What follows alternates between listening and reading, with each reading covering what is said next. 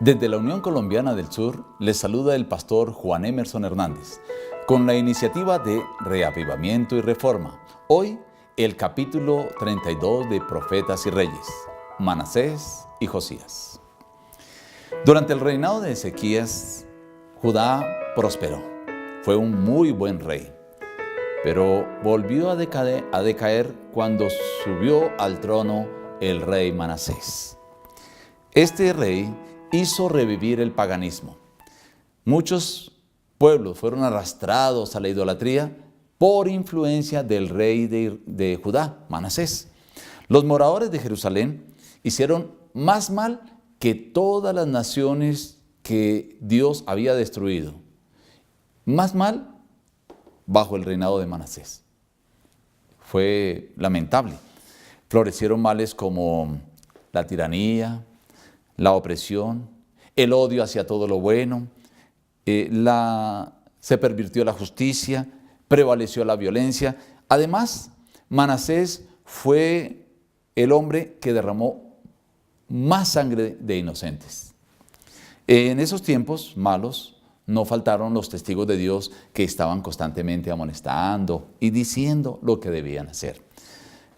Manasés, debido a su maldad, fue llevado cautivo a Babilonia. Allí en Babilonia volvió en sí, comprendió que había actuado mal con el Señor y se humilló y se arrepintió.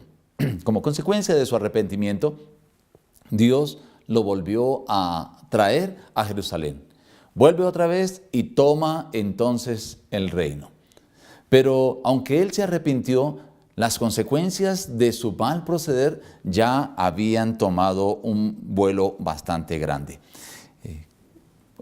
El que había servido a las inmundicias, ahora había colocado en su hijo esas influencias.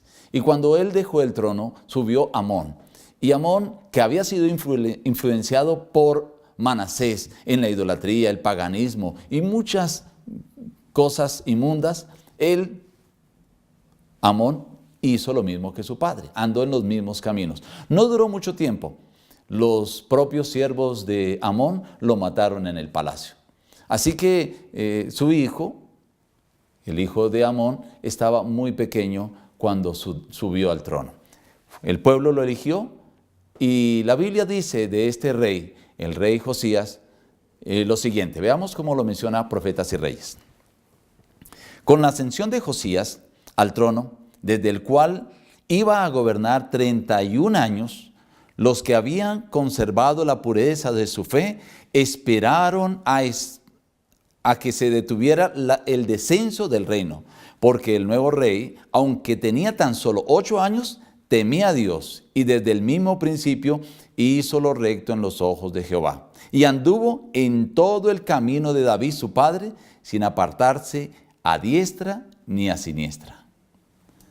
Parecía imposible alcanzar los ideales de Dios para su pueblo después de que la nación había avanzado a tanta decadencia.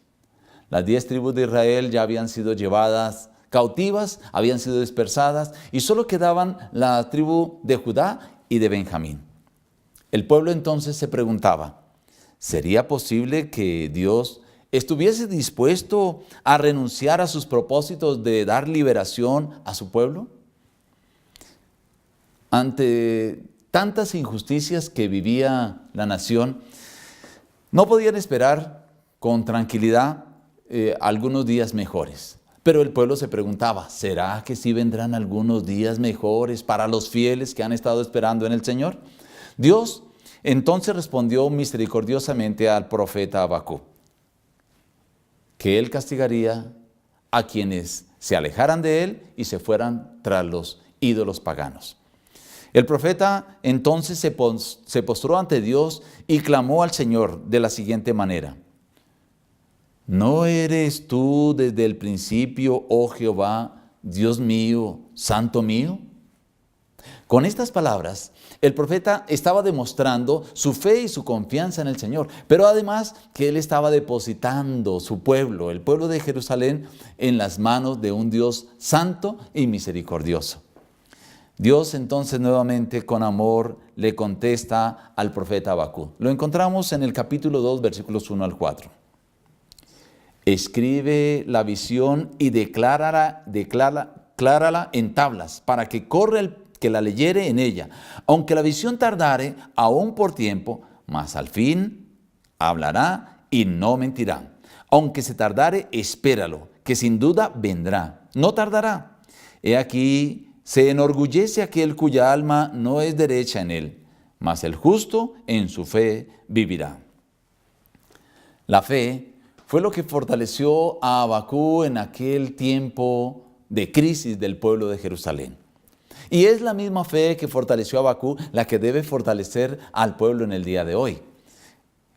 Profetas y Reyes menciona, al servir a Dios no hay por qué experimentar abatimiento, vacilación o temor. El Señor hará más que cumplir las más altas expectativas de aquellos que ponen su confianza en Él. Les dará la sabiduría que exige sus variadas necesidades. De esta manera, el Señor hace una promesa maravillosa para su pueblo.